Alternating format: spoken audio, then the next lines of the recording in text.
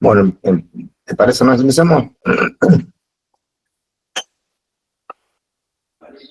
Bueno, buen día. La clase de hoy va a ser suicidio en adolescencia, lo va a dar el doctor Hernán Bernardis.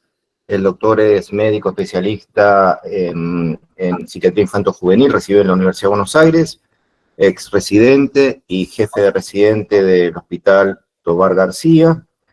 Actualmente es titular de guardia del Hospital Tobar García. Hasta hace poco trabajó en la Dirección General de Salud Mental coordinando hogares y es docente de la Facultad de Medicina de la UBA. Hola, buen día a todos. Bueno, gracias por conectarse hoy en un feriado largo. Esta es una clase compleja, por lo tanto requiere un abordaje integral y es la intención y el objetivo de la clase poder manifestar eso, dando no solamente conceptos en relación a la terminología en el suicidio, en la conducta suicida, sino también dar algunos datos sanitarios. Para esta clase yo trabajé con varias guías. La clase anterior todavía no la pasé, así que voy a enviar las dos clases juntas, la anterior y esta. Todas las guías trabajadas en esta clase figuran en el PowerPoint que se les va a enviar para que ustedes, si les interesa, puedan descargarlas, están todas online y las puedan leer. Les voy a compartir la presentación y cualquier cosa pueden desactivar el micrófono y me preguntan.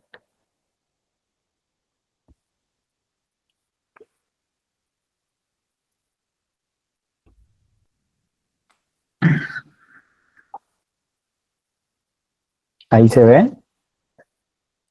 Perfecto, Hernán. Sí. Bueno, sí, arrancamos. El contenido de esta presentación, como les mencionaba, es hablar de algunas consideraciones generales de esta temática, la epidemiología en nuestro país, la evaluación del riesgo suicida, y después para comentar algunas situaciones de mitos versus realidad de la temática. Vamos a arrancar con algunas consideraciones generales.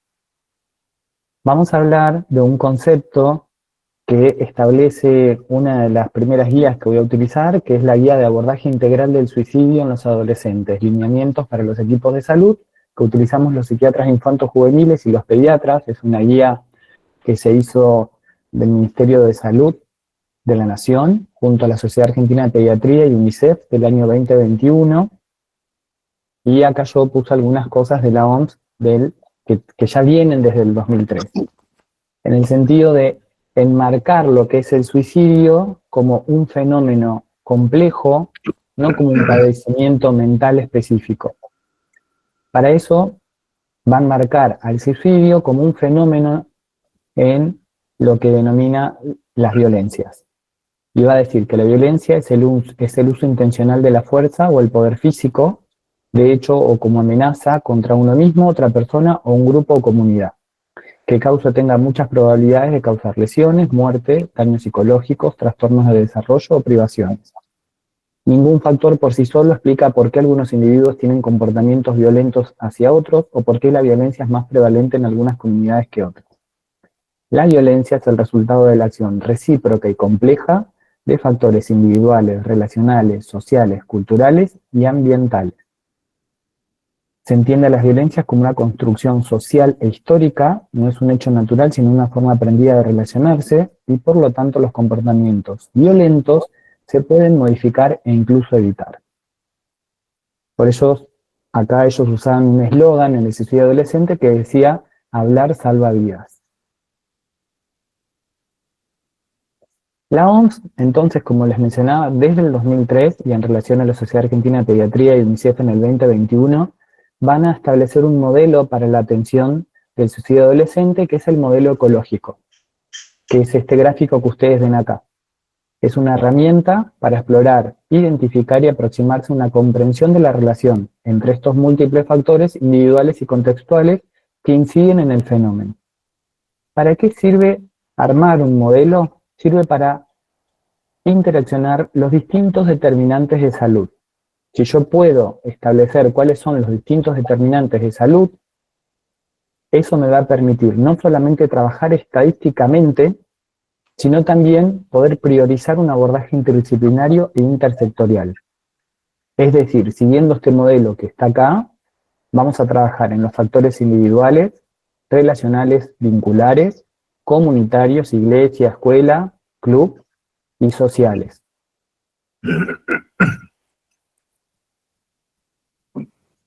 Entonces la pregunta inicial sería, ¿por qué enmarcamos la problemática del suicidio dentro de los fenómenos de las violencias? Justamente porque se comprende a esta problemática y a las autolesiones como una de las múltiples manifestaciones de las violencias. En tanto, y acá va la definición, uso intencional de la fuerza o el poder físico contra uno mismo. En otras palabras, violencia autoinfligida. Y así es como se empieza a nombrar desde hace un tiempo el tema de la conducta suicida. Desde esta perspectiva, el suicidio no se comprende en sí mismo como una entidad psicopatológica, ni se circunscribe a un padecimiento mental. Se lo entiende como un fenómeno en el que interactúan factores individuales, familiares, sociales, comunitarios. Eso determina su multicausalidad. ¿Por qué traigo a cuenta esto? Porque muchas veces el abordaje lo recibimos en el hospital, pero este es un trabajo donde los fenómenos son multicausales y donde el trabajo tiene que ser intersectorial. ¿Qué entendemos por violencia autoinfligida? Vamos a hablar de dos conceptos. Lo que es el concepto de violencia autoinfligida con intención suicida y lo que es el concepto de violencia autoinfligida sin intención suicida o automutilación. El primero es el que está asociado a la ideación suicida franca. Eso incluye pensamientos suicidas, intentos suicidas, planes y suicidios consumados. Mientras que el segundo habla más de aquellos episodios donde hay destrucción o alteración directa o deliberada de partes del cuerpo sin una intención suicida consciente. Que es lo que vemos últimamente, que son las autolesiones, por ejemplo, a nivel de la superficie corporal, o la sobreingesta medicamentosa.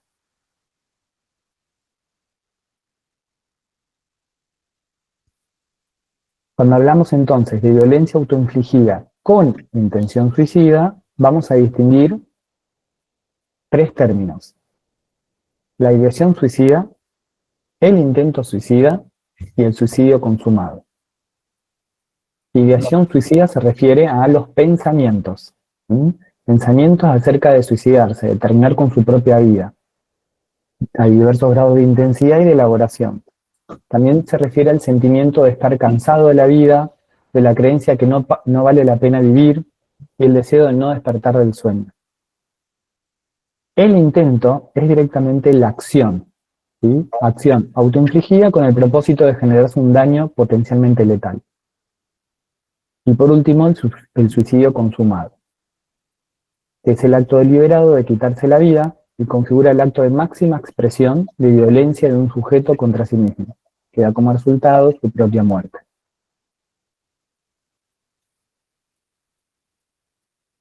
Y este concepto, el de violencia autoinfligida sin intención suicida, es un sujeto que inflige violencia contra sí mismo con la expectativa de que la lesión solo lleva un daño físico leve a moderado, pero no la muerte. Hay ausencia de intención suicida. Después vamos a ver cómo se evalúa esto.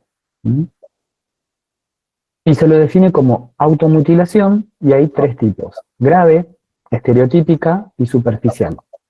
La grave es cegarse, amputarse dedos, manos, brazos, pies, genitales. La estereotípica, que es golpearse la cabeza contra la pared, morderse, golpearse las manos, apretarse los ojos, que a veces este tipo de conductas se pueden ver en algunos cuadros de base, por ejemplo, en algunos trastornos del neurodesarrollo. Y la superficial o moderada, que es cortarse, arañarse, quemarse la piel, clavarse agujas, tirarse fuertemente del pelo. Cuando uno evalúa esto, en general hay una funcionalidad variada, pero el paciente suele manifestar que su intención no es suicida, sino localizar una zona del cuerpo para autorregulación emocional, o sea, que haya una descarga en el cuerpo de esa tensión psíquica, para interrumpir ese estado de malestar.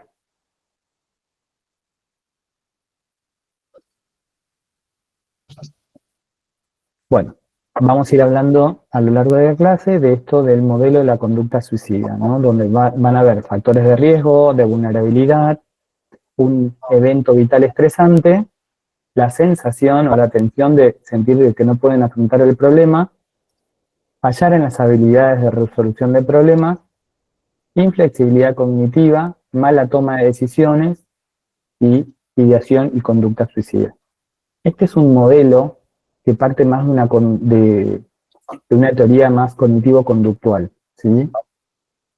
Que dentro de las guías, la mayoría de las guías, hablan de la terapia cognitivo-conductual como la que tiene evidencia o la que tendría mayor evidencia en relación al tratamiento de estos pacientes. Solo por eso lo coloco acá. Bueno, y esto es un poco lo que ya habíamos hablado. Es importante recordar que el suicidio no es un proceso progresivo. Puede haber un intento sin plan, o puede haber plan sin intento.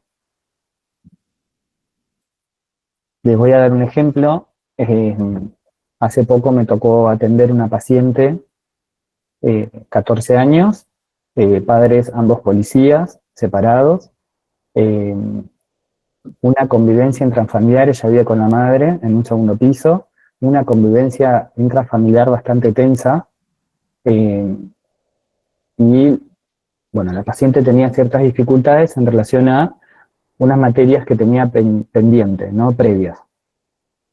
Varias discusiones con la madre muy violenta verbalmente con ella. Esto se fue acrecentando al punto tal de que el colegio notifica a los padres una situación de la paciente donde no estaba cumpliendo con las tareas y los trabajos que se le había asignado para mantener la regularidad. Esto termina en un desborde en la casa de la paciente, en un conflicto verbal entre la madre y la paciente, donde la madre le dice: si fuera por mí, así textual, ¿no? Si fuera por mí estarías mejor muerta. Ella lo que hace en ese momento es, hay como un estrechamiento de la conciencia y directamente pasa al acto, ¿no? O sea, tira la mochila hacia un lado, va y se tira por el balcón. Cae en un toldo, que había un local abajo, y tiene unas fracturas, y ahí termina internada por salud mental. Después vamos a volver a esto de los casos, ¿sí? Porque un poco la idea es es este paradigma, ¿sí? De que no es un proceso progresivo. Pero vamos a ver que justamente teniendo en cuenta este caso breve que les conté, ya cuando veamos factores de riesgo vamos a ver que había mucha vulnerabilidad. Vamos a la epidemiología a nivel país. Estos son datos sanitarios. Esta es una infografía del año 2019. Fíjense, ya la OMS en ese año decía que el suicidio es la segunda causa de defunción en personas de 15 a 29 años. Algo que no mencioné es que para la OMS, cuando hace determinantes de salud, guías estadísticas y demás, tanto las guías nacionales como internacionales van a tomar el concepto de adolescencia en el periodo que comprende de los 10 a los 19 años. ¿Mm? Fíjense que ya acá en el 2019 decían que el suicidio es la segunda causa de defunción. En general esos suicidios suelen ocurrir predominantemente en países de bajos y medianos ingresos. Dentro de los métodos utilizados, el ahorcamiento, las armas y los plaguicidas son los métodos más habituales. Esto a nivel internacional, mundial. Vamos a lo que sucede ahora en Argentina, específicamente en adolescentes. Para hablar de este tema, trabajé con otra guía, que es una guía que se llama, está ahí abajo, es Indicadores Seleccionados de Salud en la población de 10 a 19 años. Argentina 2022 del Ministerio de Salud de la Nación. Esto es de abril del 2024, o sea, se publica en abril del año pasado con datos previos. Ya la Dirección de Estadística e Información, el DEI, decía que en el 2022 hubo 3.041 defunciones a nivel país, en la población de 10 a 19 años. Las causas externas explican 6 de cada 10 defunciones. Ahora vamos a ver qué se trata de esto. 6 de cada 10 defunciones en adolescentes de 10 a 19 años se trata de muertes evitables, relacionadas a situaciones de violencia que provocan lesiones, intencionales, no intencionales, autoinfligidas, etc. Es decir, que dentro de los adolescentes, 10 a 19 años, para el año 2022 en Argentina, las causas externas representaban la mitad, casi la mitad del total de muertes. Todo esto que está acá, que ustedes van a ver de ahora en más, es de elaboración propia, no está así en la guía. Yo tomé estos datos que están en columnas, en planillas, los tomé e hice estos gráficos. Este gráfico que está acá es para ejemplificar, dentro de los adolescentes de 10 a 19 años, la mortalidad. Fíjense que lo que está en naranja, que es casi la mitad del gráfico, corresponde a causas externas. ¿Sí? Es decir, la mitad es causas externas, por la que mueren estos adolescentes para el año 2022. El resto se distribuye en otras causas. Dentro de esas otras causas tenemos tumores, en color verde, enfermedades del sistema nervioso, enfermedades respiratorias. Pero la mitad de las muertes son por causas externas. Ahora vamos a meternos en esas causas externas. Dentro de las causas externas, la segunda causa son los suicidios.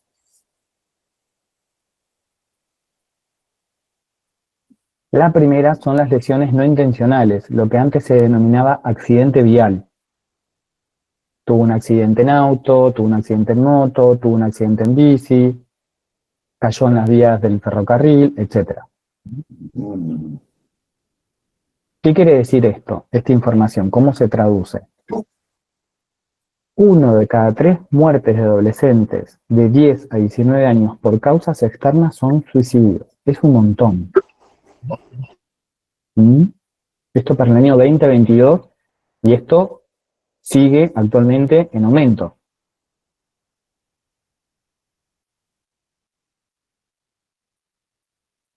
Entonces, dentro de las causas externas, el suicidio es la segunda causa de muerte en adolescentes de 10 a 19 años. Ahí hay un error en la tipografía de la diapo. Los varones mueren más que las mujeres, pero las mujeres tienen más intentos que los varones.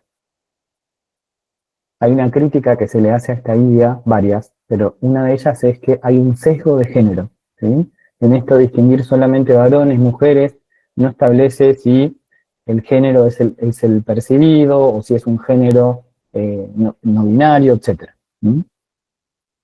La OMS estima que por cada muerte autoinfligida se producen entre 10 y 20 intentos de suicidio, que se traducen en lesiones, hospitalizaciones, traumas emocionales y mentales.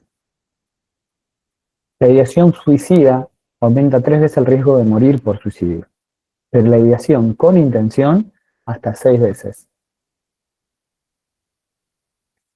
Este dato que puse acá de la OMS, que por cada muerte se produjeron 10 o 20 intentos de suicidios, lo coloqué acá porque una de las indicaciones que va a decir la Organización Mundial de la Salud es que cuando un paciente adolescente consulta, ya sea en la guardia, en un servicio de primer nivel o segundo nivel, por tener ideas suicidas, lo que aconseja es una evaluación física completa, un seguimiento por ese equipo al menos de 6 meses, si antes no se lo derivó a salud mental.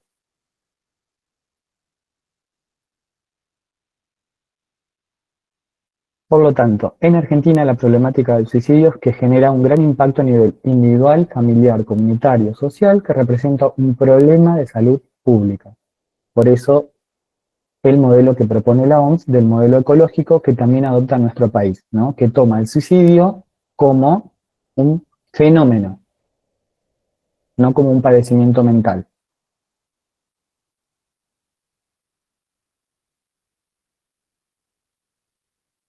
Bien.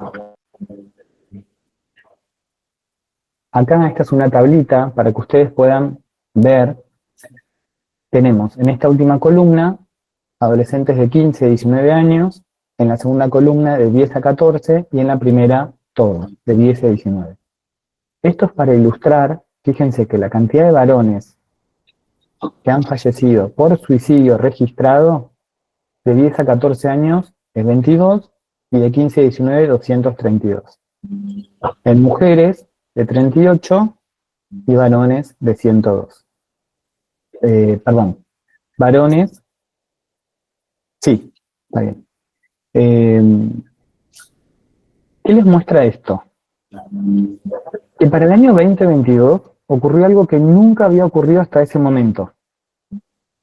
En la población de 10 a 14 años, los suicidios que más se registraron en esta población de 10 a 14 años fueron de mujeres.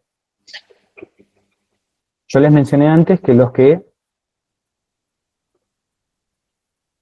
varones mueren más que las mujeres. Bueno, en nuestro país, para el año 2022, habían muerto más mujeres de 10 a 14 años. Algo que nunca había sucedido antes. ¿Mm? En general, el tipo de mecanismo utilizado es el ahorcamiento o la sofocación, seguido por la utilización, y cada vez en más aumento, de armas de fuego. Y acá estamos viendo, en este gráfico, cómo es la evolución y la tendencia de suicidios cada 100.000 habitantes, ¿sí? A medida de estos trienios de años, ¿sí? Para que ustedes vean cómo fue un aumento, y a partir del 2014 en adelante, esto empezó a descender un poco en relación al ascenso que había. Y esto se debe a las medidas que se fueron tomando como postvención y prevención. Yo acá no lo puse, pero en general siempre las provincias que tuvieron mayor incidencia en suicidio eran las del noroeste. Actualmente en esta última guía lo que nombra es que justamente como se hizo mayor prevención y posvención en esas provincias a partir de ese año, actualmente las provincias que tienen mayor incidencia son las del noreste, Misiones, Corrientes, Entre Ríos y parte de la Patagonia.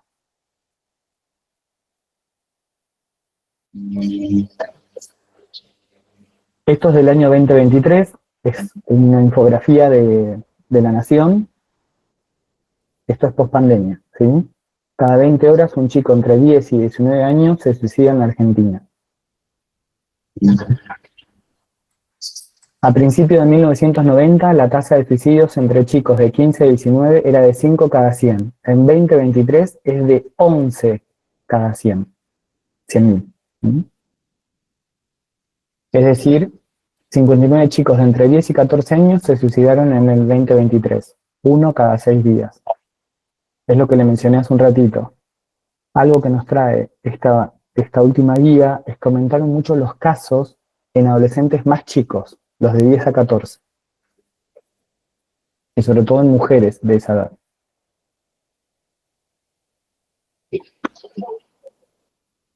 Bueno, hasta acá ¿cómo vamos? Viendo. Muy bien, gracias. Yo no puedo leer el chat, así que les pido que me hablen directamente, ¿sí? Bien, muy bien. Bueno. Seguimos entonces. Muy bien. Perdón, ¿te puedo hacer una consulta? Sí. Si la ideación suicida aumenta por 3 el riesgo suicida, ¿a qué te referías con que el suicidio no es un proceso progresivo? De que no siempre se va a dar esto de que idea pasa al acto, no es algo lineal, ¿sí? Como yo les comenté en este caso de esta paciente, ella no venía pensando en quitarse la vida. No tenía un plan, no había pensado en cómo hacerlo.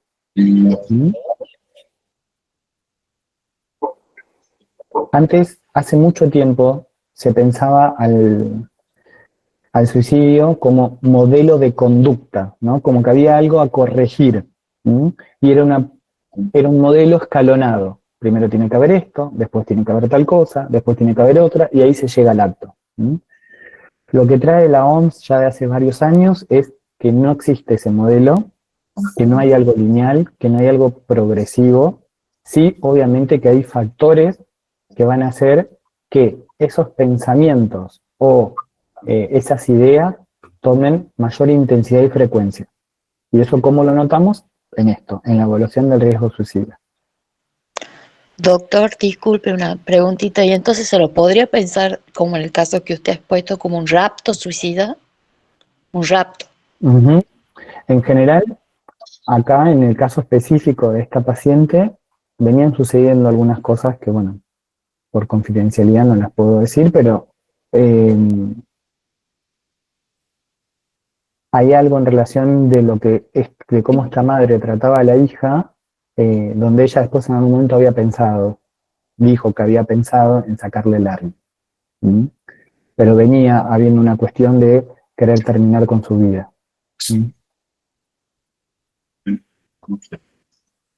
Bien. Vamos a la evaluación del riesgo suicida por guardia, porque esta clase está enfocada a ese dispositivo. Obviamente que lo primero que hay que hacer es detectar el intento suicida. Evaluar la detección de conductas autolesivas. La mejor forma de hacerlo es preguntarlo. Y yo acá coloqué algunas, ¿no?, que están en la guía, que son: ¿te sentís triste? O ¿cómo te sentís? ¿Cómo te venís sintiendo? ¿Sentís que nadie se preocupa por vos?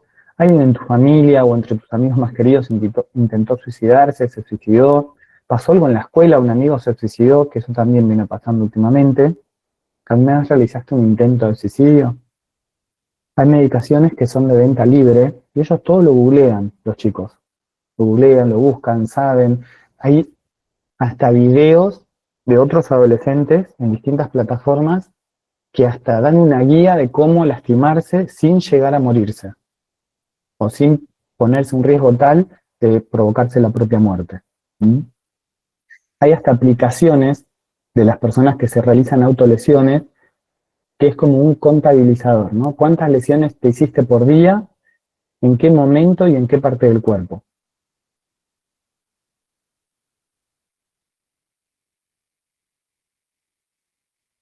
¿Quién tiene que preguntar esto?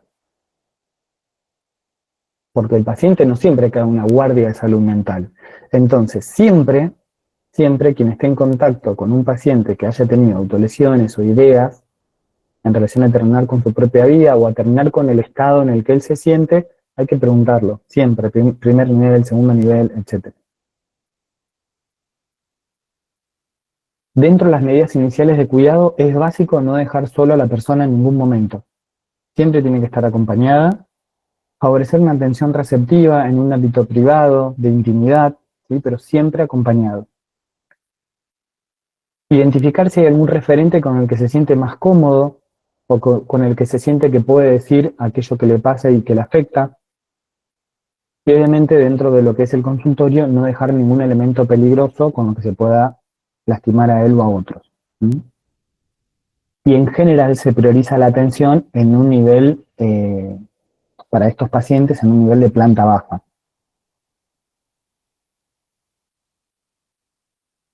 ¿Cuáles son los factores de riesgo? Y acá vamos a ir a enumerar varios. El sexo masculino, por mayor porcentaje de intentos graves y suicidios consumados a nivel estadístico. La letalidad del método. Estos dos son los más importantes. La letalidad del método, que está determinada por la peligrosidad para la integridad física en sí misma. La letalidad del método se clasifica en alta o moderada y baja. Alta, ahorcamiento, armas de fuego, arrollamiento, me tiré las vías del tren sabiendo que el tren pasa ahora, lanzamiento de altura, intoxicación con gas, electrocución, heridas cortantes profundas. Moderada y baja, sustancias o medicamentos de baja toxicidad y pequeña cantidad.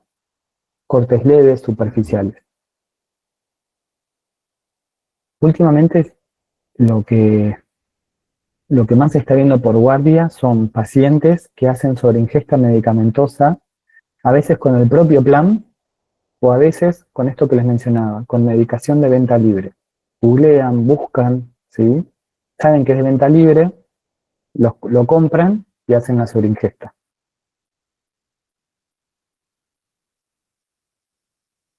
Otro factor de riesgo es la planificación del acto.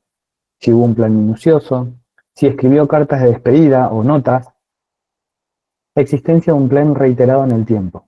Por ejemplo, yo me acuerdo una paciente que cayó en la guardia, que era una paciente del hospital, que cayó a la guardia a la madrugada, con el papá, la madre, etcétera, donde ella ya había planificado cómo ahorcarse teniendo en cuenta los horarios del padre y de la madre. Sabía que la madre en tal horario no iba a estar y el padre llegaba en tal horario. Ese era el momento que era una brecha muy chica, porque si bien se le había dado que todas las pautas de alarma, que no puede estar sola y demás, ella encontró ahí una pequeña fisurita donde en ese momento podía hacer el acto y lo hizo.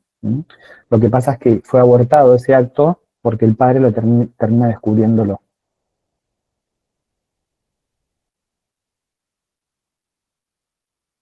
Circunstancias en las que se concretó el plan.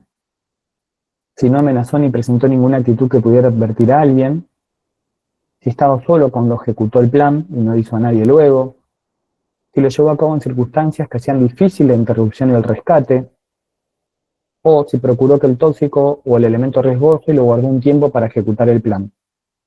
Por ejemplo, me pasó con otro paciente que padres separados, al padre se le había dicho, vos tenés que darle la medicación y ver que tome la medicación. El chico con pelo hasta casi los hombros, casi todo el pelo en la cara, no dejaba poco ver su cara. Claro, el padre le daba la medicación en la boca, pero él con todo el pelo en la cara, no veía si la tragó o no la tragó.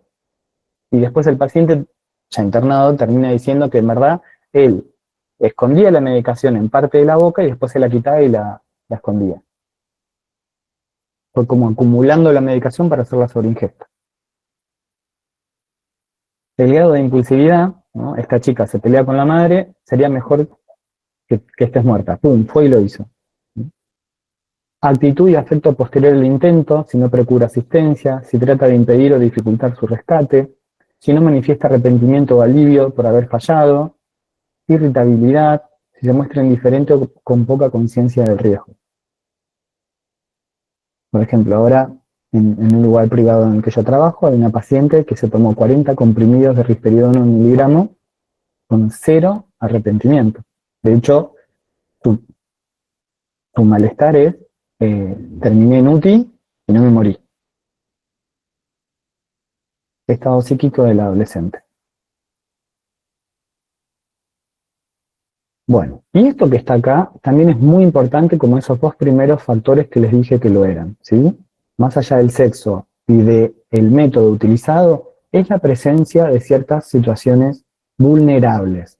Por ejemplo, intoxicación o consumo agudo de sustancias, mezclar la medicación con alcohol o con otras drogas, acción autolesiva repetida con intentos previos, que en general son intentos fallidos, presencia de un trastorno mental previo, ¿sí? No es lo mismo si el paciente está alucinado y capaz tiene una voz que le dice que se mate. Existencia de una patología orgánica grave o terminal, ¿sí? Si hay algún paciente que tiene alguna patología, ya sea, por ejemplo, que tenga alguna amputación, que tenga algún cáncer y demás, y que empiecen a jugar condiciones en relación a la desesperanza, al no querer vivir, al que no vale la pena vivir de esa manera. Existencia de un evento estresante desencadenante del acto, muerte de un familiar, abuso sexual, ruptura sentimental, conflicto con pares, fracaso escolar.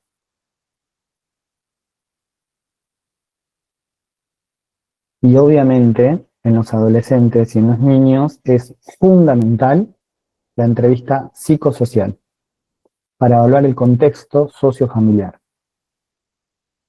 Si hubo facilitación e inducción explícita e implícita por parte del adulto, si hay una actitud desinteresada o negligente del adulto frente al hecho, minimiza el riesgo, no consulta rápidamente, considera que está fingiendo, que lo hace para llamar la atención, historia familiar de suicidios consumados o intentos, historia familiar de trastorno mental, historia familiar de violencia intrafamiliar, historia familiar de abuso sexual y maltrato.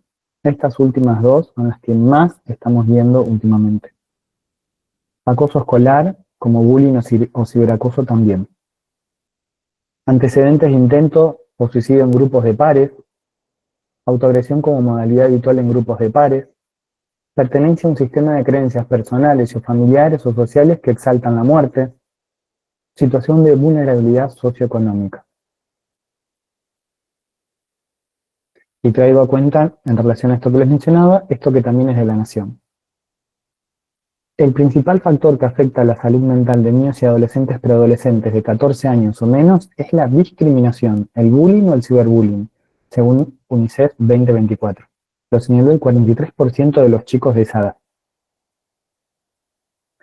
Uno se puede preguntar qué pasó, por qué aumentó la consulta por intento suicida a partir de la pospandemia. Y hay varios factores. Entre ellos es que todos estos factores de riesgo que yo les mencioné se acrecentaron, ¿sí? El tema del confinamiento y el aislamiento social puso en jaque, ¿sí?, algunas dinámicas familiares muy complejas donde se hizo más presente el abuso intrafamiliar, se hizo más presente la no vinculación con pares, la falta de acceso a los servicios de salud, etc.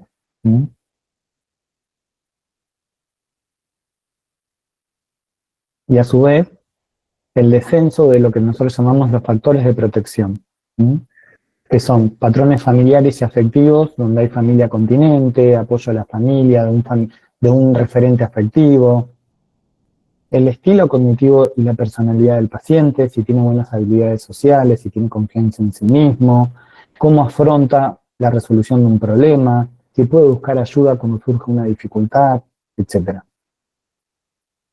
Factores culturales y sociodemográficos, integración social, participación en deporte, religión, escuela, iglesia, club, etc. Buena relación con pares y adultos referentes, etc.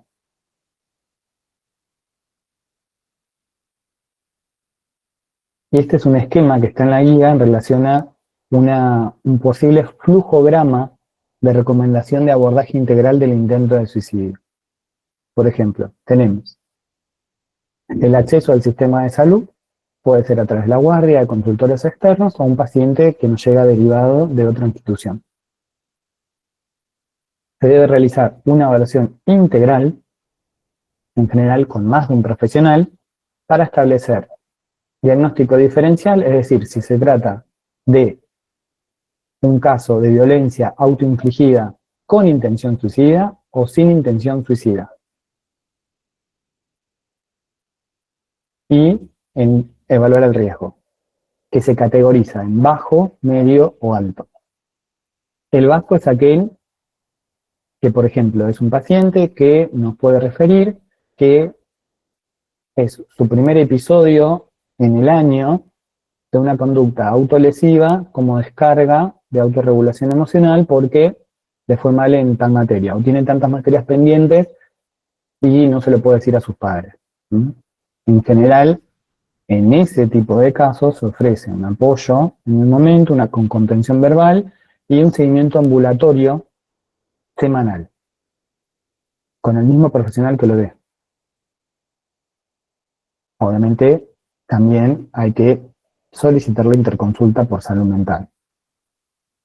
El riesgo medio es aquel que requiere una asistencia en el momento. Es aquel que requiere que en ese momento haya la interconsulta con salud mental.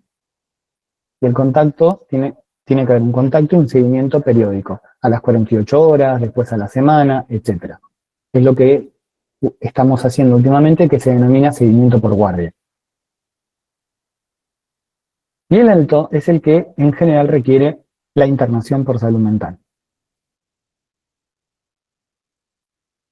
Sea cual fuera el diagnóstico, es decir, violencia autoinfligida con o sin intención suicida, se debe notificar al Sistema Nacional de Vigilancia de Salud. Ahora se los voy a comentar.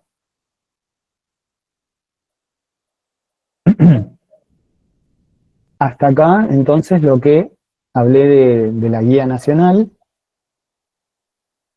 Y en relación a esta evaluación integral, les voy a incluir 3 guías más, que son la guía nacional, la que salió en abril 2025 del Ministerio de Salud, que se llama Recomendaciones para la atención de situaciones de intento y o riesgo de suicidio en el primer y segundo nivel de atención. La guía española, que se llama Evaluación y manejo clínico de las autolesiones en la adolescencia, protocolo basado en la evidencia, que es del 2022. Y la guía NICE, con actualización del 2025, se publicó en el 2022, pero se actualizó en el 2025, que es self-harm, o sea, autolesión, ¿sí? Cómo se maneja y la prevención. Hizo una síntesis en relación a lo que dicen las guías nacionales e internacionales, en lo que respecta a 2 cosas, el uso de escalas y el uso de medicamentos.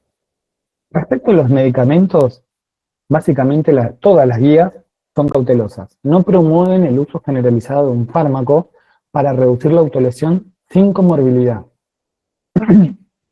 Sí, lo que hablan todas las guías es el uso del fármaco en caso de una condición psiquiátrica subyacente, es decir, si hay un trastorno comórbido, depresión, trastorno de ansiedad, trastorno límite de personalidad, etc., y utilizar el fármaco según las guías específicas para ese trastorno. No hay un fármaco antisuicidio específico, sino más bien hay un enfoque integral, y todas las guías hablan de que lo primero es la psicoterapia. Psicofármacos para comorbilidades, una estrategia de manejo clínico y un abordaje psicosocial. En lo que respecta al uso de escalas, ¿sí?, evaluación, etcétera, de cómo evaluar riesgo a través de una escala, en su última revisión, la guía NICE señala que no hay evidencia nueva, robusta, que respalde un instrumento de evaluación de riesgo de autolesión específico en niños y adolescentes más allá del juicio clínico, o sea, la clínica es soberana. La guía española no realiza una recomendación fuerte ni exclusiva de una escala concreta para evaluar el riesgo suicida en adolescentes, y quizás ustedes escucharon hablar mucho de la Columbia Suicide Severity Rating Scale, que es la que más se utiliza. No recomienda el uso automático, ni la guía NICE, ni la española, ni la nuestra, no recomienda el uso automático de dicha escala ni de otras herramientas como única fuente de decisión, sino que se la considera complementaria al juicio clínico. De vuelta, si yo estoy en la guardia evaluando ideación, intento suicida, lo soberano es el criterio clínico.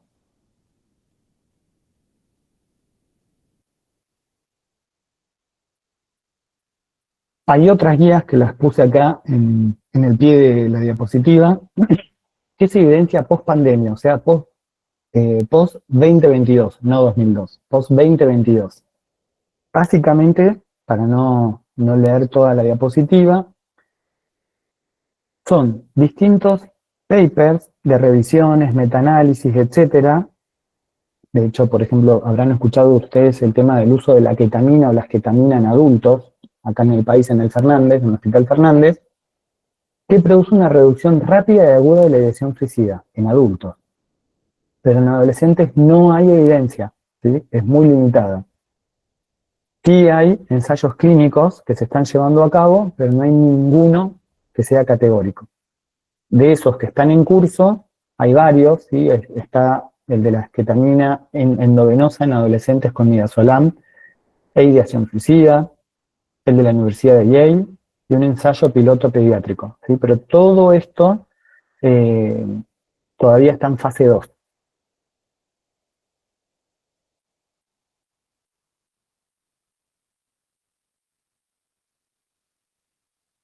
Y para los psiquiatras, ¿sí? O médicos no psiquiatras, si uno tuviera que evaluar la utilización de un psicofármaco en un niño o adolescente, ¿sí? Que presenta ideación suicida o que haya hecho un plan fallido, en general lo que se evalúa es, todas las guías dicen esto, hay que considerar que estamos hablando de un cerebro en desarrollo. ¿Qué significa esto del cerebro en desarrollo? Significa que lo que más va a crecer, ¿sí? O va a seguir desarrollándose hasta los 23, 25 años, es la corteza prefrontal. Y justamente todo lo que tenga que ver con la inhibición, ¿sí? El control de los impulsos. Es por eso que la mayoría de las guías dicen que para frenar la impulsividad del acto, se utilicen antipsicóticos de segunda generación. El uso de antidepresivos no tiene evidencia A, o sea, no tiene una evidencia alta. Es más, el uso de antidepresivos, a diferencia de los adultos que a veces tarda 4 semanas en comenzar su acción, tengan en cuenta que en los adolescentes tarda hasta 8 semanas. Y corremos el riesgo de que si de base tenemos algún trastorno psicótico, pero que no está alucinado y no está con delirio, pero hay una desorganización en su pensamiento, podemos provocar lo que se llama activación o switching. Lo mismo pasa con el aripiprazol a dosis bajas y la quetiapina a dosis bajas. Así que, ojo, ¿sí? Lo que dicen la mayoría de las guías es antipsicótico segunda generación, ¿sí? Para fortalecer la inhibición de la corteza frontal en el acto impulsivo.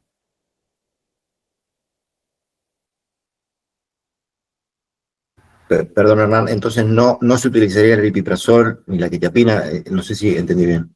Claro, lo que dicen la mayoría de las guías es que el aripiprazol a bajas dosis es más activador, ¿sí? Como es un agonista parcial, es más activador de ese tipo de conducta. Y la quetiapina a dosis bajas, no psicóticas, también. Y es más, la quetiapina, según la FDA, se puede utilizar recién a partir de los 14 años. Y como yo les nombré antes, estamos viendo muchos pacientes de la franja etaria de los 10 a 14. Okay. En resumen, detección de la violencia autoinfligida con o sin intencionalidad suicida, y hay que trabajar de manera interdisciplinaria, intersectorial en estas áreas. Prevención, atención, seguimiento y posvención. ¿Qué es la posvención? ¿Sí? Es que una vez que el paciente, por ejemplo, estuvo internado y se le da el alta, debe obviamente continuar un tratamiento ambulatorio en articulación con la escuela, con la familia, o con el referente afectivo, o con el hogar en el caso en el que se encuentre en una residencia asistida. Y en general lo que se hace en la posvención es lo que se llama, como también en la prevención, favorecer el trabajo en grupo en adolescentes. Charlas en los colegios, por ejemplo, la mayoría de los secundarios cuando en el mes de septiembre, que es el mes de la prevención del suicidio, cuando tocan esta temática suelen pasar o infografías, series o películas, que hay varias actualmente en distintas plataformas que hablan del suicidio adolescente, y hacen lo que se llama caja anónima de preguntas, ¿no? Es un docente que pone en una caja distintas preguntas que los adolescentes tienen que ir sacando y que es anónimo, ¿no? O que van colocando ellos ahí de si alguna vez pensó en suicidarse, si alguna vez tuvo ideas de muerte, que no es lo mismo, si alguna vez pensó en acabar con su vida, si alguna vez pensó en no despertarse nunca más, etcétera, etcétera. Si vio a alguien suicidarse, etcétera. ¿Cuáles son los aspectos legales de la atención de la conducta suicida? Primero, recordar que para el Código Penal argentino no califica el intento de quitarse la vida como delito. Por lo tanto, no debe denunciarse a la policía ni adoptar medidas de encierro por intento de suicidio. En el caso particular de niños, niñas y adolescentes, la comunicación no es una denuncia, la comunicación es obligatoria. Ya sea según si yo estoy en una ciudad, en qué provincia, etcétera, a la Secretaría Nacional de Niñez, Adolescencia y Familia, que es el CENAF, o a la Autoridad Administrativa de Protección de Derechos de Niños, Niñas y Adolescentes a nivel local. ¿Qué quiere decir esto? La Defensoría, si estoy en la Ciudad de Buenos Aires, o el servicio local, si estoy por fuera. El local, el zonal, y si no la autoridad máxima, que es el CENAF. Eso es por ley, ¿sí? Por la Ley de Prevención del Suicidio, a los efectos de solicitar las medidas de protección integral de derechos. ¿Qué responsabilidad tenemos nosotros como profesionales? Primero, que el abordaje tiene que ser interdisciplinario. Debemos hacer constar en la historia clínica o en la ficha de guardia todos los procedimientos interconsultas que se llevaron a cabo, si pedimos evaluación clínica, si pedimos curación de heridas, qué tipo de curación, plana, profunda, etc. Registrar en la historia clínica los aspectos centrales de la evaluación del riesgo, incluyendo características y frecuencia de los pensamientos suicidas. Paciente que realizó su ingesta medicamentosa en menos de 48 horas, fue evaluado por clínica médica, se le hizo lavado gástrico, o paciente que realizó su ingesta medicamentosa, fue derivado de terapia intensiva, paciente que se hizo cortes en antebrazos y en muslos, todo eso tiene que quedar constatado. Paciente que refiere pensamientos intrusivos, paciente que refiere escuchar una voz que dice que se mate o que mate a... Y esto lo tenemos que notificar nosotros o el efector, según cómo eso esté validado, al Sistema Nacional de Vigilancia de Salud. ¿Sí? Hay que notificar todo intento de suicidio.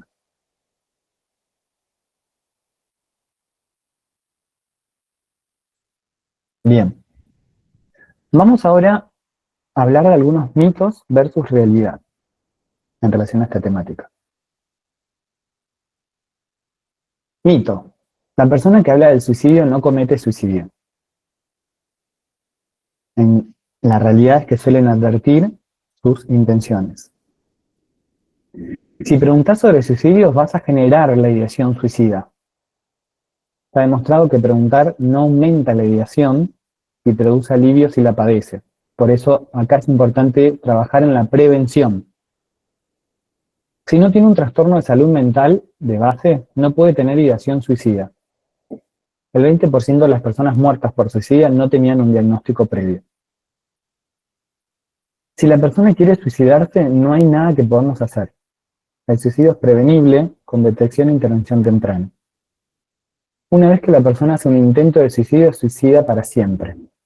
Los pensamientos pueden permanecer por un tiempo, pero no son permanentes. Las personas que se matan son cobardes o valientes. Intento suicida es un acto desesperado que ocurre en el contexto de un malestar emocional intenso que impide tomar decisiones. El suicidio no se puede prevenir porque ocurre por impulsivo. Muchas personas dan algún tipo de indicación de su intención de hacerse daño, por lo que es importante destacar el rol de la prevención y no estimarlo como un acto inevitable. La tendencia al suicidio es hereditaria. No todo suicidio se puede relacionar con la herencia, pero tener antecedentes familiares de suicidio constituye un factor de riesgo como vimos antes. El que se quiere matar lo hace. La persona con intención suicida suele tener ambivalencia. El suicidio ocurre sin advertencias.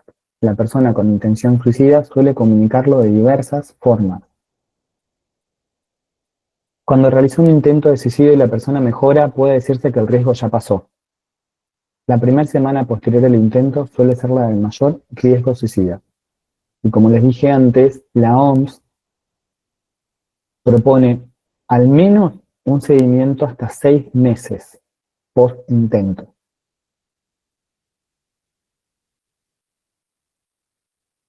Estas son guías de algunas preguntas frecuentes, ¿sí?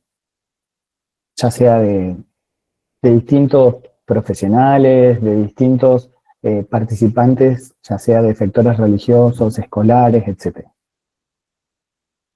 ¿Desde qué edad un niño puede tener pensamientos suicidas?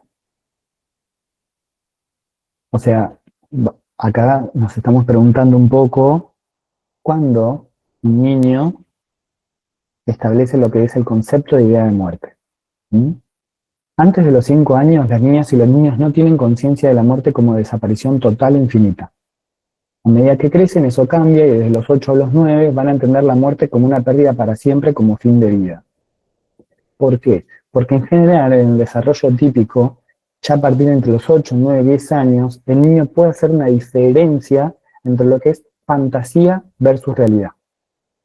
Por eso, en general, también se espera que a esa edad ya no esté más el amigo imaginario, por ejemplo. ¿Mm? Si no, previamente, o sea, antes de los 5, no existe ese concepto de desaparición total. Entre los 5 y los 8, los chicos creen en una especie de resurrección, ¿sí? Como se murió, pero puede resucitar, va a volver. ¿Mm? Actualmente hay una baja en la edad de las niñas y niños con ideación e intentos de suicidio, como les expliqué. Es una tendencia que se agudizó después de la pandemia y se mantiene. La motivación que lleva a pensar o intentar un suicidio en el caso de las chicas y los chicos no siempre es la muerte, sino que se trata de una forma de buscar alivio a un sufrimiento psíquico que no está pudiendo ser canalizado de otra forma.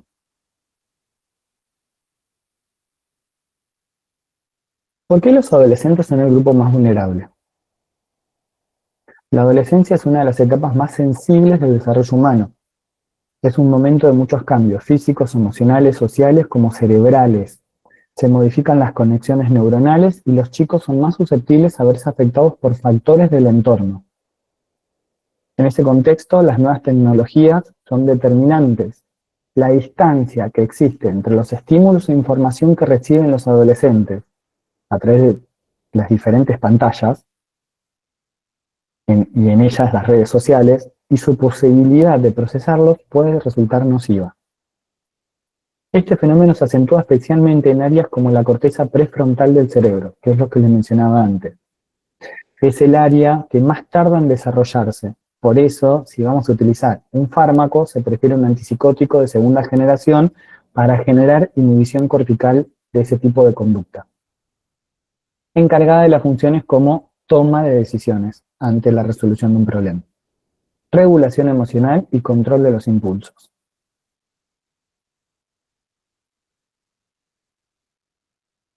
¿Cómo identificar si un adolescente tiene ideas suicidas?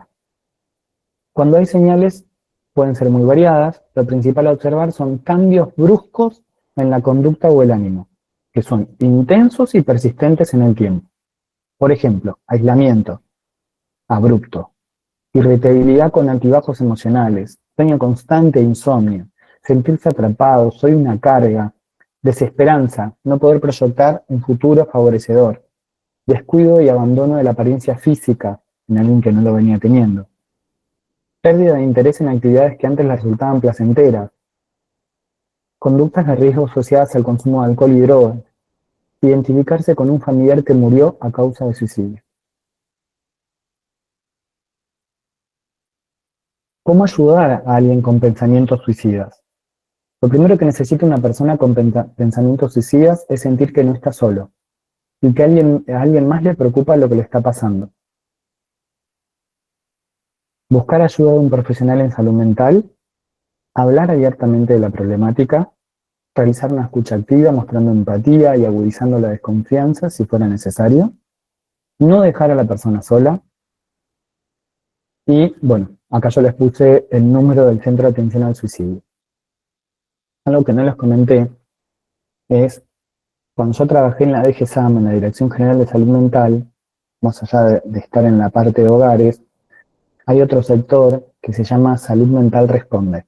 Es un 0800 gratuito para la Ciudad Autónoma de Buenos Aires y que ofrece una orientación y ayuda telefónica atendido por profesionales en salud mental. Esta línea se desbordó de atención telefónica nocturna en adolescentes. Un poco la hipótesis que maneja ese sector es que los adolescentes encontraron en esta especie de anonimato un otro, digamos, que esté ahí consistente para escuchar su padecimiento. ¿Mm?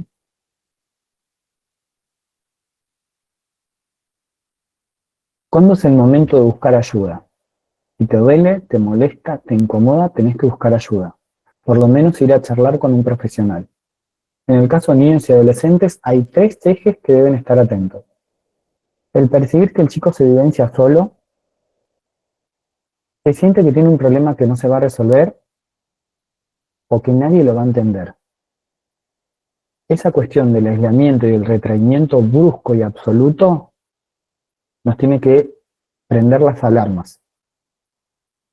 Cuanto antes se haga la consulta, mayor es la probabilidad de recibir una ayuda adecuada y mejor el pronóstico. Si se tiene la posibilidad, buscar el profesional con el que uno se sienta más cómodo. ¿Qué debe hacer la escuela si detecta un alumno en riesgo? Muchas veces nosotros, los psiquiatras infantos, solemos recibir la carta, la interconsulta, la secretaria o la maestra misma en la sala de guardia. Cuando detectan un alumno en riesgo, más allá de seguir los protocolos de los organismos de los cuales dependen y a los cuales deben notificar, las escuelas tienen que hablar con los padres o los adultos responsables y facilitar la derivación de un dispositivo de salud mental, que puede ser una consulta ambulatorio o una guardia según la urgencia. Ofrecer contención, escucha, dar apoyo, otra vez, no dejarlo solo. Conocer de antemano los servicios de salud cercanos a los que se puede acudir. Por ejemplo, yo tenía un paciente que 15 años, dibuja espectacular, pero pandemia por medio, empezó a aislarse, ya en general se sociabilizaba poco. Cuando volvió a la escuela en el sistema de burbujas, primero estaba en una, después estaba en otra, el grupo con el que él se solía hablar estaba en la otra burbuja y él estaba como bastante solo. Es fanático de estos animes orientales, donde muchas veces el tema de cómo se les presenta a los púberes y adolescentes el tema de la muerte en esas animaciones es un tanto controversial. Entonces, él hizo en la mesa con lápiz, dibujó algo de ese anime que el docente interpretó como que él se quería matar, ¿no? Porque hizo alguno de los protagonistas con unas cuestiones en relación a un arma y demás. Hizo una interpretación de ese dibujo en la escuela allí, escribió la evaluación por salud mental y demás, pero después en la explicación, él lo que decía es, no, estaba aburrido y dibujé eso, no es que pensé en matarme. ¿Mm? ¿Cómo debe actuar la escuela frente a un caso de suicidio? La palabra clave acá es la posvención. Por cada suicidio que se produce en una comunidad se van a dar entre 10 y 30 intentos en un determinado tiempo. El hecho impulsa a personas que estaban en riesgo. Estas charlas e intervenciones deberán brindarse próximas en el tiempo al hecho, 1 o 2 semanas después como máximo.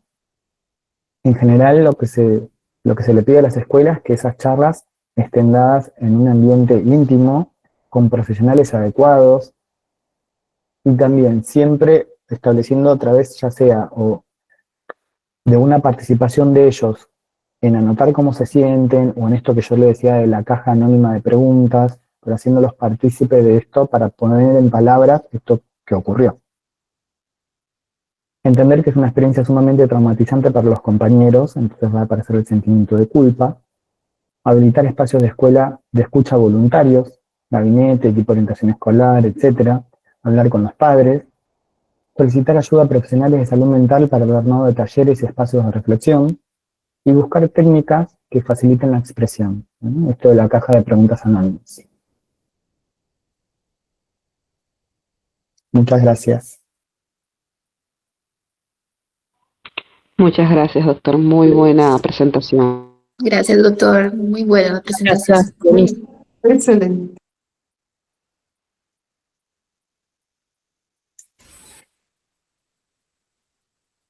Bueno, muchas gracias, Hernán, por la presentación tan clara que diste. Bueno, este tema tan sensible y con tanto impacto en lo social, obviamente, porque afecta a una población súper importante como son los niños y los adolescentes, ¿no? Así que, bueno, damos apertura a las preguntas del tema que quieren hacer, Hernán. Yo quisiera hacer una pregunta con respecto a, no sé si hay alguien adelante mío, si puedo hacer la pregunta yo. Por supuesto. Con respecto a la medicación que vos decías, antipsicóticos de segunda generación, donde también están el aripiprazol, está la risperidona, la quetiapina. La risperidona, por supuesto que sí, yo pregunto, ¿no? Porque es lo que yo trabajo en un hospital de segundo nivel, en Altagracia, Córdoba, donde realmente recibimos muchos pacientes adolescentes con intentos de suicidio. Esto se está elevando guardia a guardia y está bajando la edad de estos niños. Nosotros como psiquiatras infanto-juveniles no tenemos mucha farmacopea porque bueno, son niños, están en desarrollo y no hay mucho para hacer. Sí podemos contar con la risperidona. Además, en un hospital público sabemos que tampoco hay mucha medicación, ni de tan buen nivel ni de marca, ni de laboratorios, ni de nada de eso. Sí, por ejemplo, la risperidona como un antiimpulsivo. Cuando el paciente se estabiliza, también se le puede dar un estabilizador, un divalproato. Cuando el paciente se estabiliza, recién ahí, tal vez, si está con mucha ansiedad por todo lo que pasó, por lo que está pasando en la casa, se puede dar un escitalopram, que como un antiansioso. Pregunto, como un esquema básico, ¿no? Para estos adolescentes. Bien. En general, Marisa, lo que nosotros hacemos en intervención por guardia, ¿no? Porque estamos hablando de algo dirigido a ese tipo de dispositivo, es el antipsicótico de segunda generación. ¿Sí? El tema es, obviamente, evaluar el caso por caso. El hospital donde yo estoy es un hospital del tercer nivel, entonces en general las consultas son de trastornos mentales severos, Claro. donde la mayoría de esos pacientes ya tiene un trastorno comórbido, ¿no? Entonces lo que se trata de actuar es en relación al tratamiento de esa patología de base. Pero aquel paciente que no tiene un diagnóstico o que, digamos que está en la escuela y se cortó, por eso yo hablo del suicidio adolescente como un fenómeno que atraviesa todo más allá de lo individual, ¿no? Porque si no parece que el chico queda como objeto al que yo lo voy a medicar, ¿no? Y entonces, bueno, ya está, ya pasó la cosa. Y quizás no estamos viendo... Perdón. Sí. Perdón, tal vez me exprese mal. Nosotros cuando lo recibimos por guardia a este paciente, nosotros si es menor de 14 años, menor de 15, no lo podemos internar, se deriva a Córdoba, al Hospital de Niños de Córdoba, hasta los 15 años. 15 años sí se puede internar porque es planta baja, pediatría está en planta alta, entonces no lo podemos internar. Nosotros generalmente cuando pasan estas cosas, nosotros internamos al paciente, si es que no tiene una red de contención que se lo pueda llevar a la casa, ¿no? Por supuesto. Y al otro día, o generalmente me lo cito, o lo citamos junto con mi compañera, que es una psicóloga, que está en el grupo acá, lo citamos y nosotros ya lo empezamos ya lo tomamos como paciente, ya lo empezamos a ver en conjunto y lo tomamos como paciente. Por eso digo, si bien es la situación de la guardia cuando llega, pero ya internamos y cuando damos el alta, ya lo tomamos como paciente. Entonces, bueno, ahí sí, junto con la psicóloga, hacemos toda la intervención. Y volviendo a esta pregunta que vos decías, ¿no? De la risperidona con después el posterior uso del escitalopram, en general lo que dicen las guías es siempre en el riesgo medio o moderado, si utilizamos, por ejemplo, risperidona, después podemos utilizar un sedativo, pero el escitalopram o el IRS, vamos a decir así a nivel general, Sí, vendría mucho después, una Sí, vez sí. que baja, ¿no? esta cuestión a nivel ideativa o a nivel impulsivo.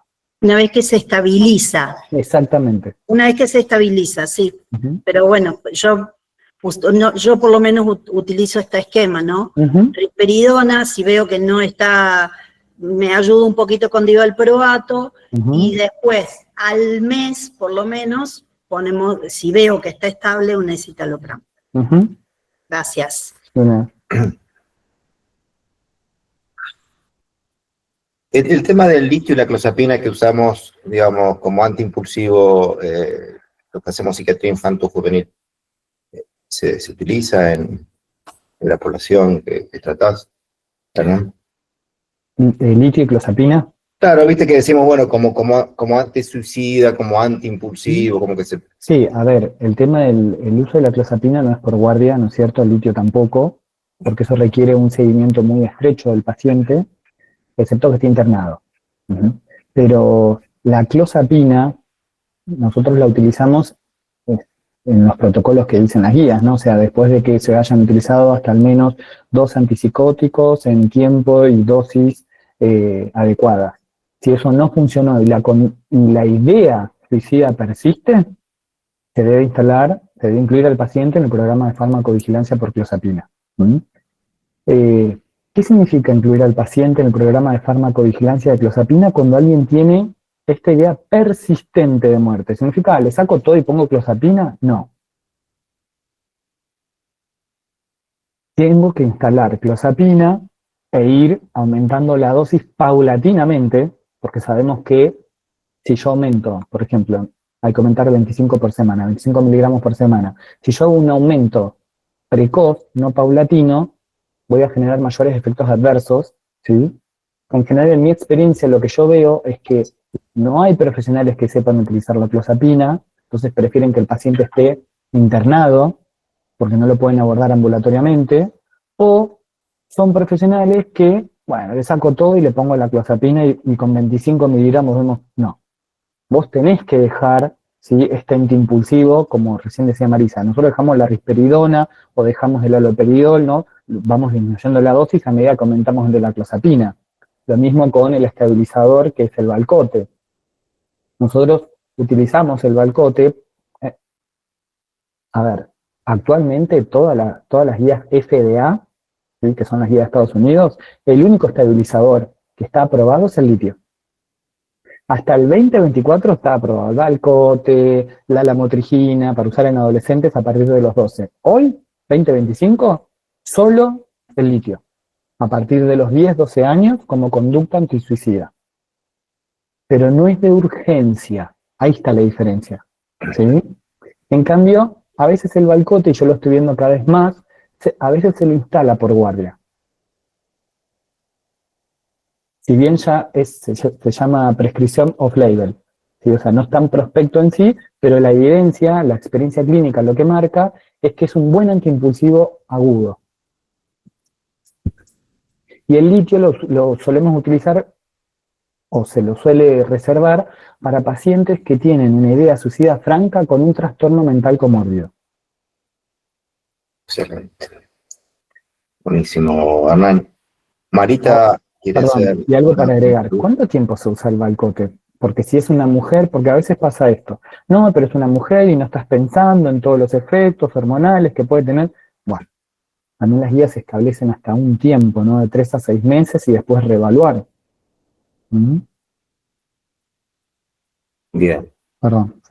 No, está perfecto. O sea que sería más lógico empezar, obviamente no por guardia, ¿no?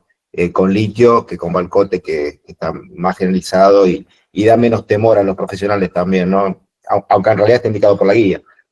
Lo que pasa es que en los chicos hay que pensar en esto. Nosotros tenemos un cerebro que está en desarrollo, o sea, hay que pensarlo multidimensionalmente, pero si vamos a la parte biológica, el cerebro no está completamente desarrollado, partiendo de esa base.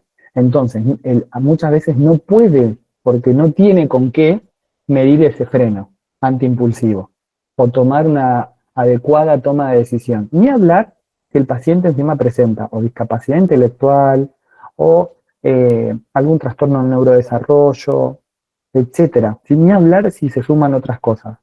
Pero de base, sabemos que como ese cerebro aún está en desarrollo, tenemos que ayudar externamente a través de la medicación a que algo de eso pueda frenarse. Buenísimo. Bueno, Marita, no sé si querés preguntar. Sí, en realidad son dos. Una es con los atípicos, entonces usted estaría pensando en risperidona o olanzapina. Esa sería una, para saber específicamente. Esa es la primera parte. Y la otra que no tiene nada que ver, yo soy psiquiatra de adultos, he trabajado mucho en guardias, y en adultos al menos vemos mucho la gravedad del intento de suicidio con la patología de base, ¿no? No sé si es así en la parte infanto-juvenil. Y es esa pregunta. Bien, respondiendo a la primera, en general, nosotros seguimos, hay un lema, ¿no? Que es la risperidona es el atípico más parecido a los típicos, ¿no? Entonces, siguiendo ese perfil, es preferible la risperidona, ¿sí? La olanzapina quizás lo dejamos más para cuadros catatónicos. ¿Sí? Ok. Pero si no, la risperidona con algún sedativo. Levomepromacina, clorpromacina. Y después viene en tercer escalón el antiimpulsivo como el Valcote o si el paciente está internado y se considera el litio. Pero si no, siempre uno más incisivo, uno más sedativo. Perfecto. Muchas gracias. Y respondiendo a tu segunda pregunta, sí, es así como vos decís. Muchas veces la mayor gravedad en el acto aparecen pacientes que tienen un trastorno mental comórbido. Nosotros, en nuestra experiencia, lo que estamos viendo es que post pandemia cada vez es más frecuente la consulta de paciente psicóticamente descompensado, donde hay una caída absoluta en relación a la continencia familiar y donde se revela cada vez más el abuso intrafamiliar. Y a veces ese abuso intrafamiliar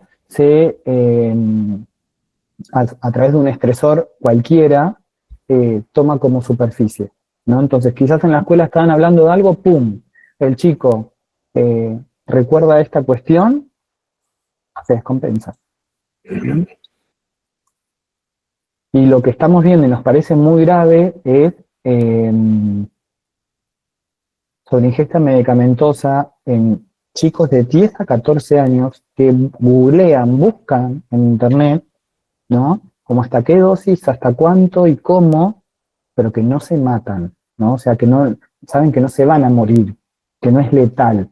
Entonces, por ejemplo, no sé, no se toman 8 comprimidos de paracetamol, me tomo 5. Y estamos viendo muchos gestos suicidas, ¿no? Esto de, me peleé con mi mamá, me peleé con mi papá, me peleé con mi pareja, hago esta mayor ingesta habitual de fármacos para ver cómo se siente el otro. Estamos viendo muchísimo eso, ¿no? De cómo, que buscan cómo reacciona el otro frente a eso que hacen contra sí mismos. Gracias. Los dos casos más graves que yo recuerdo en, digamos, adolescencia tardía fueron uno, un chico hijo de padres médicos que no sé si se diagnostica ya esa edad TLP, Ujú. pero intentó cortarse la yugular y lo internamos, y el otro fue un chico de 19 años después del primer episodio psicótico, se internó. A la salida de la internación fue juntando con poco dinero para golosinas aspirina, investigó la dosis letal y se suicidó. Ujú. Muchas gracias. De nada. Me parece importante, ¿no?, destacar la importancia del rol de las escuelas y la ESI, ¿no? Todo lo que favorece a que los niños y los adolescentes puedan, bueno, denunciar o comunicar situaciones que pasan en hogares, ¿no? En sus hogares. Se ve mucho esto en la guardia, ¿no? Ujú. Cintia levantó la mano, no sé si está Cintia ahí, Cintia Maki. Bueno. Y Hernán, Marcelino pregunta acá por el chat, dice: Hernán, quisiera saber si programas de prevención para escuelas primarias dan charlas en las escuelas, y pregunta en Cava. Sí, hay programas. Muchas veces esos programas se articulan con los centros de salud, o sea, con los CESAC, de sus áreas programáticas. Se tienen que acercar, ¿sí?, las escuelas a esos centros de salud, y muchas veces no, la mayoría de los CESAC cuentan con programas de prevención. La mayoría. Ya sea en el propio efector o movilizándose al colegio. Excelente, Hernán. Lo Están que se está preguntando tu trabajando, email. perdón, lo que se está trabajando más ahora es, más que prevención del suicidio, es a trabajar en los factores de riesgo del suicidio. Y sobre todo en las escuelas se está trabajando mucho el tema del bullying y ciberbullying.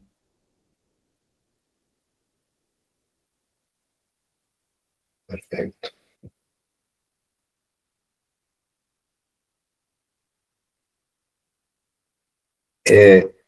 Marce, yo no sé si querés hablar.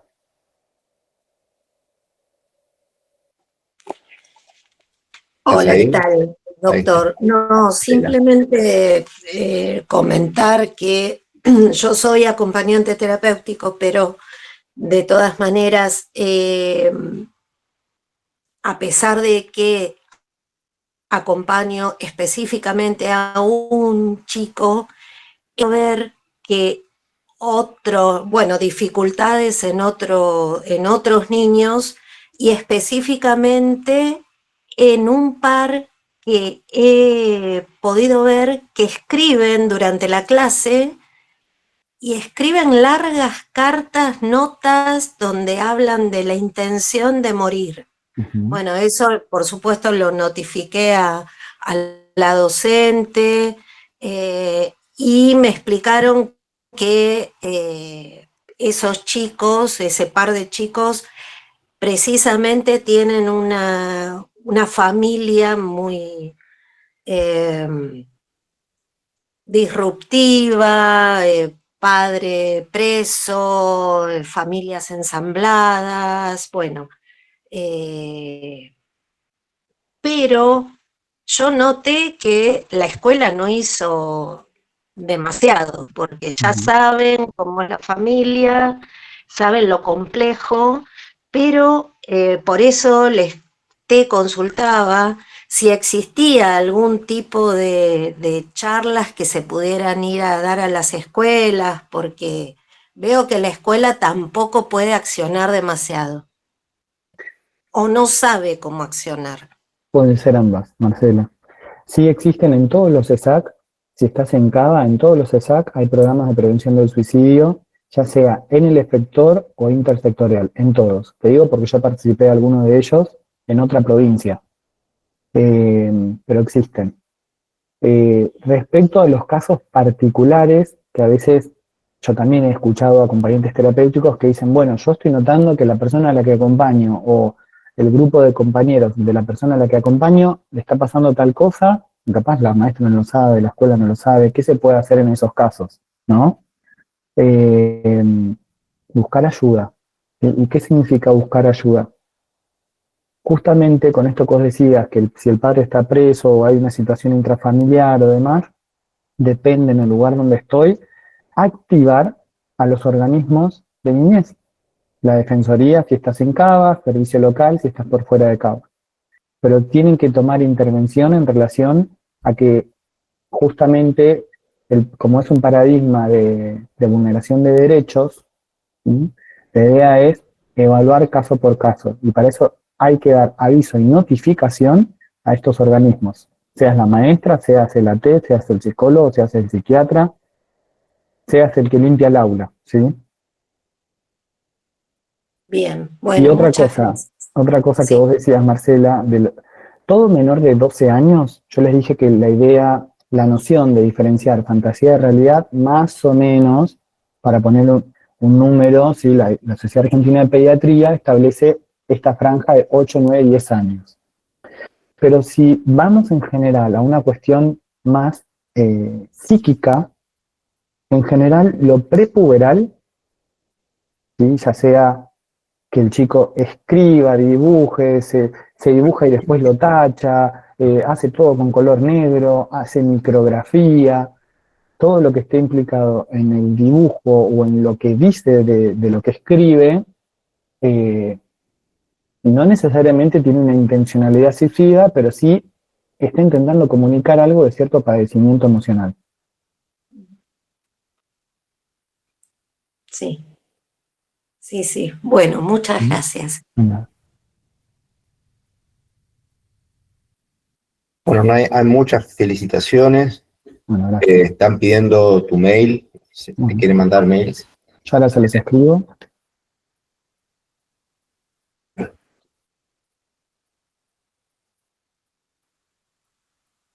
No sé si quedan preguntas del tema.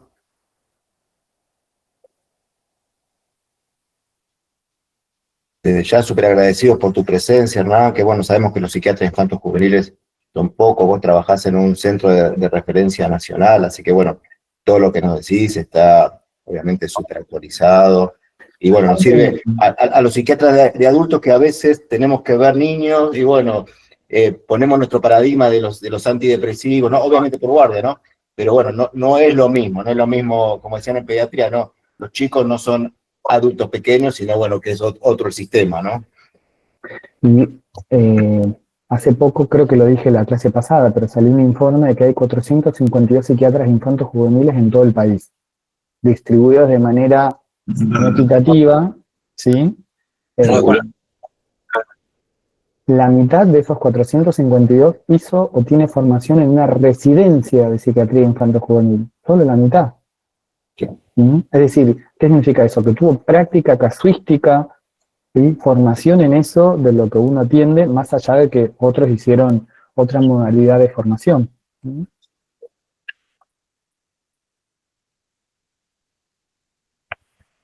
Hernán. Sí. Hernán, ¿me escuchás? Sí, te escucho. Muy buena clase, excelente, bárbara. Te consulto. La mayoría de psiquiatras infantiles están en el Gran Buenos Aires, ¿no? Acá, capital y Gran Buenos Aires. En ambas, sí. Porque yo he mandado pacientes que hay provincias que no tienen uno. No, por ejemplo, Jujuy no tiene. O figura que no tiene.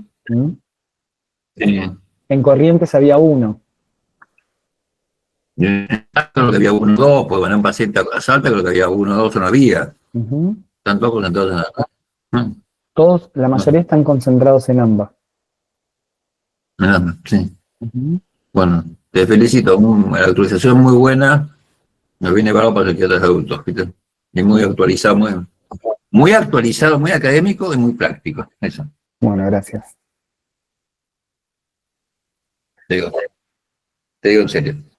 Bueno. Dale, gracias. Gracias.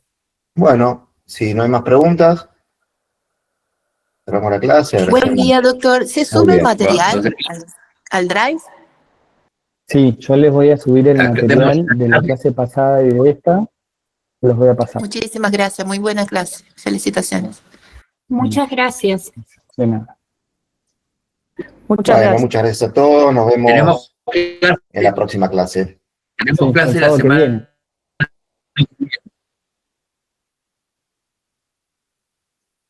El sábado que Sí, viene, sí, la clase que Rafael. viene.